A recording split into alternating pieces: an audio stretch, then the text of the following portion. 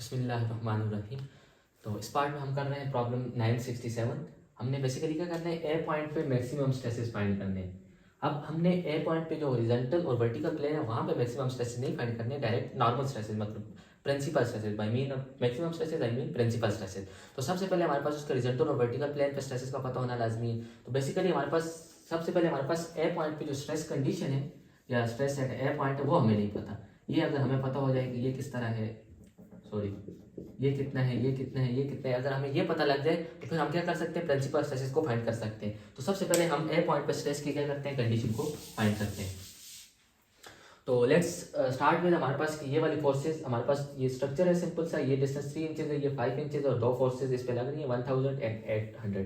हमारे पास ये वाली डायरेक्शन हमारे पास पॉजिटिव जेड एक्सिस है और ये वाली हमारे पास positive X axis and upward is positive Y axis. तो सबसे पहले हमारे पास हमें ये पता होना चाहिए कि इस सेक्शन पे कौन कौन सी फोर्सेस लग रही है और उनकी वजह से कौन कौन सी मूवमेंट्स लग रही है। तो फॉर एग्जाम्पल इसको पहले जनरली कर लेते हैं। अगर ये देखें हमारे पास ये कुछ इस तरह का स्ट्रक्चर बन रहा है, ये मेरे पास ये वाला बन रहा है और ये मेरे पास हैंड बन रहा है। यहाँ पे दो फोर्सेस लग रही है, एक ये और एक ये। अब हमारे पास ये वाली जो मेरी बॉडी आ गई है, हमारे पास वाई एक्सिस बन रही है, ये मेरे पास एक्स एक्सिस बन रही है और ये मेरे पास पॉजिटिव जेड एक्सिस बन रही है। अब सबसे पहले हमारे पास इस फोर्स से स्टार्ट लेते हैं। ये वाली फोर्स हमारे पास प्लस जेड एक्सिस में लग रही है, तो हमारे पास इसका मैग्नीट्यूड हो जाएगा प्लस 1000 LB। और ये मेरे पास क्या कर रही है, अगर इसको मैं एक्सटेंड करूँ तो ये मूवमेंट प्रोड्यूस कर रही है अबाउट माय बॉडी, यानी कि अबाउट वाई एक्सिस। अगर इसकी मूवमेंट देखें तो हमारे पास अबाउट वाई एक्सिस बन रही है।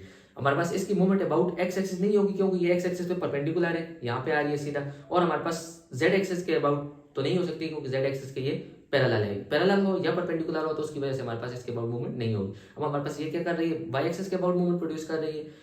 और अगर इसके मैग्नीट्यूड को देखें तो हमारे पास ये नेगेटिव वाई एक्सिस में लाई कर रही है 800। और इसकी वजह से हमारे पास सबसे पहले अगर इस पॉइंट पे देखा जाए तो ये क्या कर रही है, टार्क को प्रोड्यूस कर रही है। मेरी इस बॉडी को रोटेट करने की कोशिश कर रही है, इस पॉइंट को रोटेट करने की। तो मतलब ये टार्क को प्रोड्यूस कर रही है। मैग्नीट्यूड क्या हो जाएगा 800 मल्टीप्लाई बाय 5 डिस्टेंस।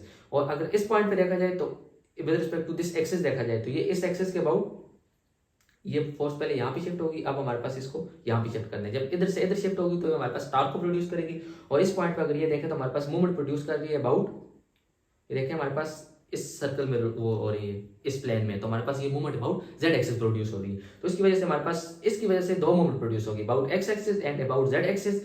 और एक शेयर प्रोड्यूस होगा इन वाई डायरेक्शन वी बाई। और जो हमारे पास 1000 की फोर्स थी इसकी वजह से शेयर प्रोड्यूस होगा इन जेड डायरेक्शन और एक मूवमेंट प्रोड्यूस होगी अबाउट वाई डायरेक्शन। अब इन मूवमेंट्स की डायरेक्शन क्या होगी, मतलब पॉजिटिव होगा या नेगेटिव होगा। तो हमारे पास डायरेक्ट इसका फॉर्मूला है कि अगर वो अपर फाइबर पे हमारे पास टेंशन प्रोड्यूस करती है तो नेगेटिव मूवमेंट, और अपर फाइबर पे अगर कंप्रेशन प्रोड्यूस करती है तो पॉजिटिव बेंडिंग मूवमेंट। अब हमारे पास ये वाली मूवमेंट है, इसके हिसाब से ये वाला पॉइंट अपर फाइबर आ रहा है, ये वाला पॉइंट लोअर फाइबर आ रहा है। तो ये इस तरह मूव करने की कोशिश करती है, यानी कि यहाँ पे हमारे पास टेंशन प्रोड्यूस करेगी, यहाँ पे कंप्रेशन प्रोड्यूस करेगी। और अगर इसको देखें तो हमारे पास ये वाला जब यहाँ पे शिफ्ट होगा तो ये हमारे पास इस डायरेक्शन में वो कर रहा है, तो हमारे पास ये इस अप वाले पे हमारे पास क्या प्रोड्यूस करेगा, टेंशन प्रोड्यूस करेगा, और लोअर वाले पे कंप्रेशन प्रोड्यूस करेगा। तो सबसे पहले हमारे पास इनका डायरेक्शन का पता होना, पॉजिटिव नेगेटिव और फोर्सेस का पता होना लाजमी। बाकी हमारे पास सिंपल कंबाइंड स्ट्रेसेस की प्रॉब्लम है, इससे इतना मसला नहीं होगा। तो लेट्स स्टार्ट, हम राइट करते हैं हमारे पास क्या क्या है। तो सबसे पहले हमारे पास है 800 की फोर्स। सबसे पहले फोर्सेस लिख देते हैं। अब हमारे पास ये एक्स डायरेक्शन और हमारे पास एक्स डायरेक्शन में कोई भी फोर्स नहीं है, यानी कि axial force is equal to 0। Similarly हमारे पास फोर्सेस इन वाई डायरेक्शन, तो V y is equal to -800 because this is acting in negative direction. हमारे पास इनका यूनिट पाउंड है। Similarly V z is equal to, हमारे पास ये हमने पॉजिटिव एज्यूम किया हुआ तो 1000 LB।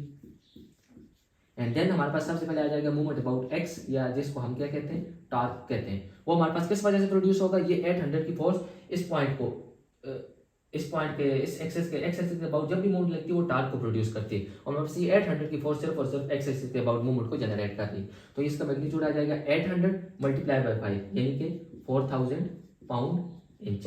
सिमिलरली उसके बाद हमारे पास ये वाली जो फोर्स है 800 की फोर्स अब यहाँ पे शिफ्ट होगी और इसने टार्क को प्रोड्यूस कर दिया। अब ये यहाँ से अगर यहाँ पे शिफ्ट करें या इधर से देखें तो हमारे पास मूवमेंट अबाउट जेड एक्सिस भी प्रोड्यूस कर रही है। Movement about Z axis equal to 800 multiply by ये वाला जो डिस्टेंस है हमारे पास perpendicular distance this is 3 inches. 8 multiply by 3 -24 इसलिए कि हमारे पास नेगेटिव बेंडिंग मोमेंट। अगर ये इस तरफ ये इस नीचे की तरफ जा रही है तो मतलब टॉप फाइबर पे टेंशन को प्रोड्यूस करेगी। और सिमिलरली हमारे पास My जो है वो कितना आ जाएगा 1000, और ये हमारे पास इस डायरेक्शन में मूव करेगी, इस फाइबर पे टेंशन आएगी, इस पे कंप्रेशन आएगी, यानी कि नेगेटिव होगा। और 1000 multiply by 3 minus 3000 pound inch. तो हमने क्या करना है, ए पॉइंट पे स्ट्रेस को फाइंड करना है। अगर ए पॉइंट पे मैं इसका थोड़ा सेक्शन ड्रा कर दूं तो ये हमारे पास कुछ इस तरह बनता है।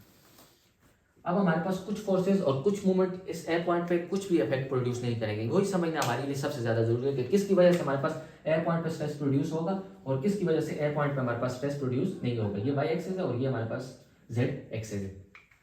उससे पहले कंबाइंड स्ट्रेस की इक्वेशन लिखने से पहले मैं यहाँ पे कुछ ज्योमेट्रिकल प्रॉपर्टीज कैलकुलेट कर देते हैं। That is area is equal to pi d square by 4। This is 3.14 inch scale. Similarly, Iz will be equal to Iy, which is equal to pi d power 4 divided by 64, 0.785 inch power 4, pi d power 4 divided by 64 circle के लिए। और उसके बाद हमारे पास आ जाता है आई x, ये जिसको हम जैसे भी रिप्रेजेंट करते हैं पोलर मूवमेंट आप इधर देखिए, which is equal to I z plus I y, या हमारे पास ये दोनों तरीकों से हम कर सकते हैं, I z plus I y, या फिर हम इसको pi d power 4 divided by 32, जो आपको इजी लगे उससे कर लें। तो ये हमारे पास आ जाएगा 1.571 इंटू इंच पावर 4 यूनिट, इसका भी वही रहेगा। ये हमारे पास ज्योमेट्रिकल प्रॉपर्टीज थी जो कि यूज हो रही है।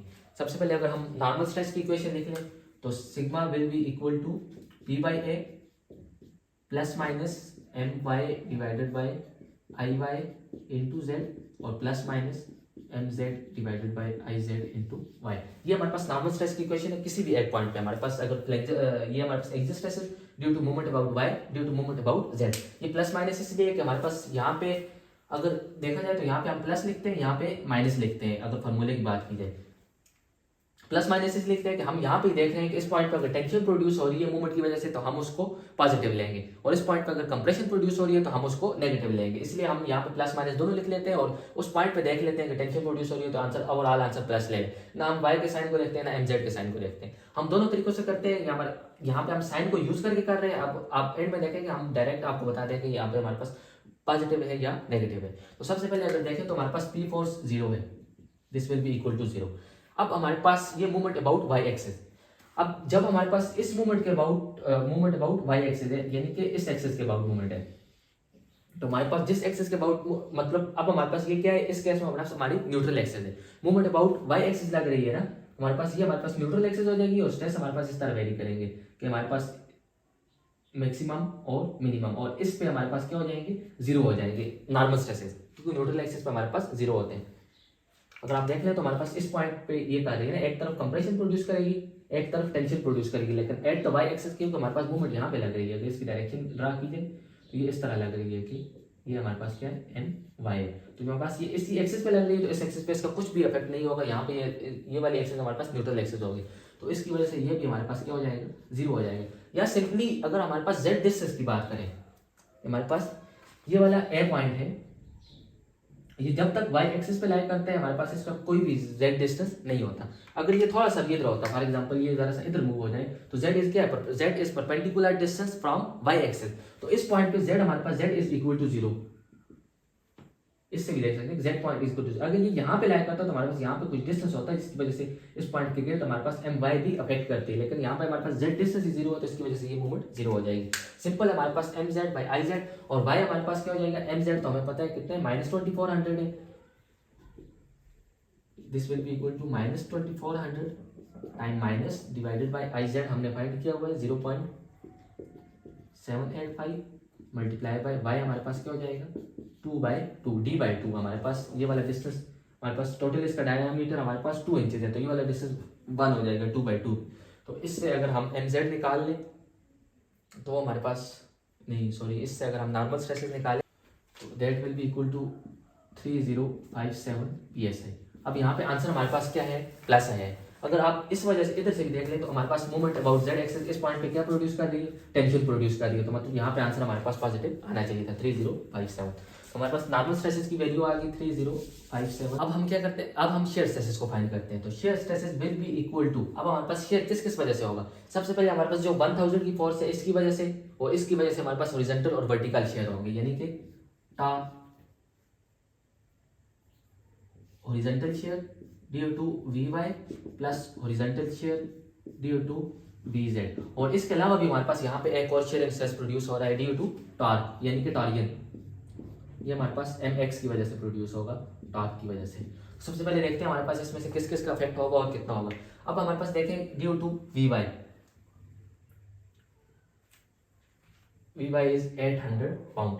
इसकी वजह से हमारे पास इसकी जो डिस्ट्रीब्यूशन होती है शेयर स्ट्रेस की, वो हमारे पास होती है पैराबोलिक डिस्ट्रीब्यूशन। तो ये हमारे पास पैराबोलिकली डिस्ट्रीब्यूटेड होगा अलोंग एट वाई एक्सेस। तो हमारे पास वाई एक्सेस पे जब ये पैराबोलिकली डिस्ट्रीब्यूटेड होता है तो ये हमें पता है कि शेयर हॉरिजॉन्टल शेयर और वर्टिकल शेयर टॉप और बॉटम पे हमारे पास क्या होते हैं, जीरो होते हैं। तो इसका मतलब है कि हमारे पास ये वाला स्ट्रेस क्या हो जाएगा, जीरो हो जाएगा, क्योंकि हमारे पास ये वाला ए पॉइंट सरफेस पे लाई कर रहा है with respect to y axes, surface पे लाई कर रहा है with respect to y axes. Similarly हमारे पास टी वी जेड किसके बराबर हो जाएगा, टी वी जेड हमारे पास आएगा ड्यू टू वी जेड हमारे पास कितने 1000 एलबी। इसकी वजह से ये हमारे पास पैराबोलिकली डिस्ट्रीब्यूटेड होगा अलोंग वाई एक्सेस,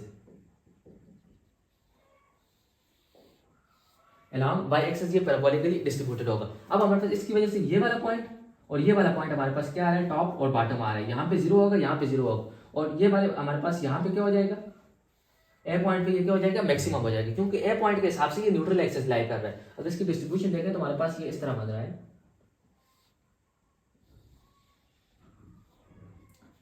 ये और ये हमारे पास क्या है, इसके टॉप और बॉटम है, ये जीरो है, और हमारे पास ये वाला पॉइंट हमारे पास क्या है, ए पॉइंट है, जो कि न्यूट्रल एक्सिस पे लाई कर रहा है। इसकी ये वाली एक्सिस इसके रिस्पेक्ट क्या हो जाएगी, न्यूट्रल एक्सिस हो जाएगी, क्योंकि shear stress at the neutral axis हमारे पास क्या होते हैं, मैक्सिमम होते हैं, horizontal share and vertical share circle के केस में। हमारे पास ये यहाँ पे क्या हो जाएगा, मैक्सिमम हो जाएगा। और इसके लिए हमारे पास देन सिंपल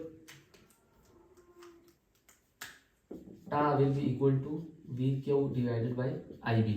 अब हमारे पास क्या यूज हो रहा है, V z is equal to 1000, तो इसका मतलब है हमारे पास हॉरिजॉन्टल शेयर स्ट्रेस पॉजिटिव होंगे। अगर हमारे पास ये वाला जीरो ना होता वी बाई 800, तो ये वाला हमारे पास आंसर क्या आता है, माइनस आता वी की वजह से।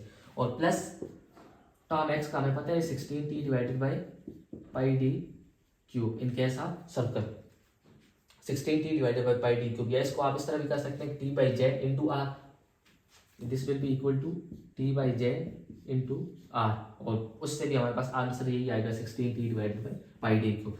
अब हमारे पास ये क्या है, मैक्सिमम शेयर स्ट्रेस है, मैक्सिमम हॉरिजॉन्टल शेयर स्ट्रेस। ये आप इस तरह भी कर सकते हैं कि v की वैल्यू पुट कर दें और हमारे पास इसका फर्स्ट मोमेंट आप एरिया ले लें ए पॉइंट का with respect to this axis and then moment of inertia I और बी की वैल्यू पुट कर दें। लेकिन इसके अलावा हमारे पास एक शॉर्टकट भी है कि हमें पता है कि सर्कल के केस में जो हमारे पास टा मैक्स होता है, टा मैक्स सर्कल के केस में वो 1.5 टाइम ऑफ टा एवरेज होता है। सर्कल के केस में tau maximum will be equal to 1.5 time of tau average, यानी कि इसको हम लिख सकते हैं plus 1.5 time of tau average. तो टा एवरेज हमारे पास क्या होता है, v divided by A, average shear stress या डायरेक्ट शेयर स्ट्रेस हमने पढ़ा है फोर्स डिवाइडेड बाई एरिया। तो फोर्स हमारे पास क्या आ जाएगी, v डिवाइडेड बाई ए। तो आप इससे भी कर सकते हैं 1.5 टाइम आप v डिवाइडेड बाई ए, या फिर आप उससे भी कर सकते हैं v Q divided by I b. उस केस में b हमारे पास डायमीटर हो जाएगा और क्यू हमारे पास फर्स्ट मोमेंट ऑफ एरिया आ जाएगा, और उसके लिए सेंट्राइड एक्सेट्रा फाइंड करते हैं। तो इससे हम जब हम शेयर स्ट्रेस फाइंड करते हैं वैल्यू पुट करके t की जगह हम moment about x axis put करेंगे, जो कि हमारे पास कितनी है 4000 पाउंड। ये हमारे पास आ जाएगा 3024 psi। दोनों क्या है, पॉजिटिव आए। अब हमारे पास यहाँ पे एक नॉर्मल स्ट्रेस लाई कर रहा है, एक स्ट्रेस आगे हम इससे स्ट्रेस कंडीशन ड्रा करते हैं या stress at a point draw करते हैं। तो हमारे पास ये हमारा ए पॉइंट हो जाएगा, और ये जरा ये पॉइंट हमारे पास सब किस एक्सिस में आ रहा है, एक्स और जेड में आ रहा है। अगर आप देखें तो हमारे पास ये जेड एक्सिस है, this is our x axis. So sigma x will be equal to 3057 psi and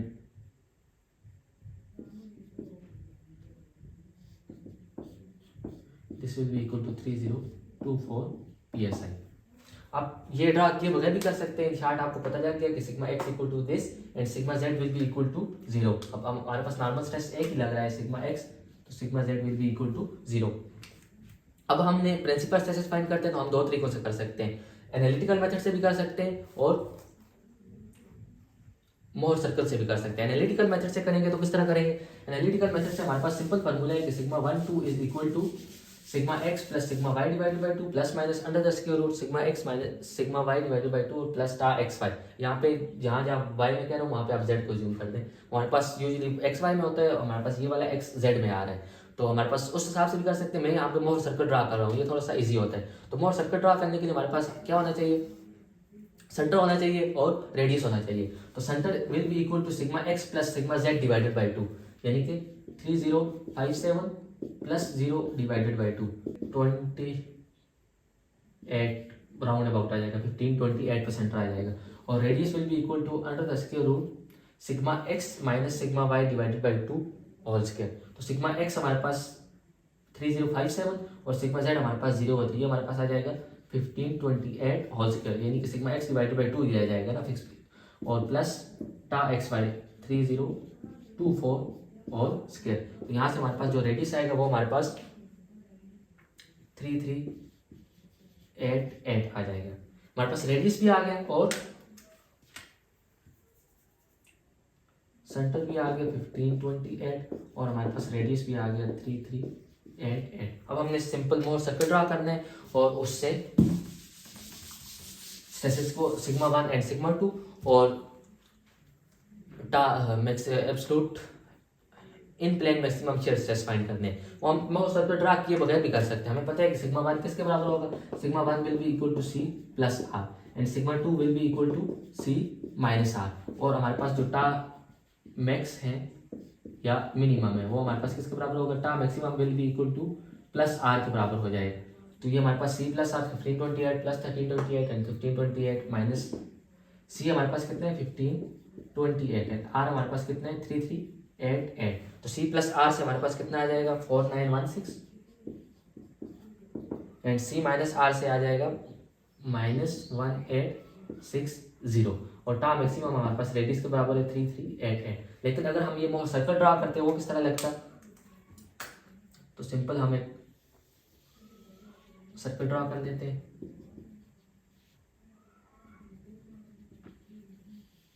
इसका सेंटर कहाँ पे, लेट्स एज्यूम दिस इज 1528। तो हम ये एज्यूम करते हैं कि यहाँ पे हमारे पास क्या है, ओरिजिन है 0 0, ये वाला पॉइंट हमारे पास कितने 1528।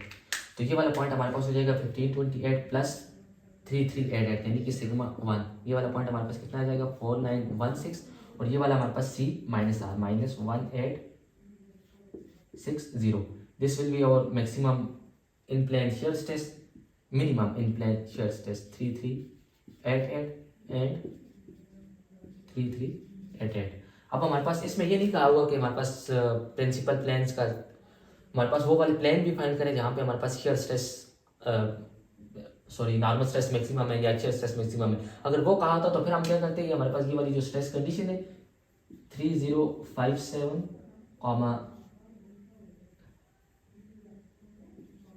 3024, इसको हम इस पॉइंट पर लोकेट करते हैं और देन हम उससे क्या करते हैं, इसके बाय यूजिंग ज्योमेट्री इसके एंगल फाइंड करते हैं। लेकिन हमें अब कहा नहीं गया तो बस इतना ही।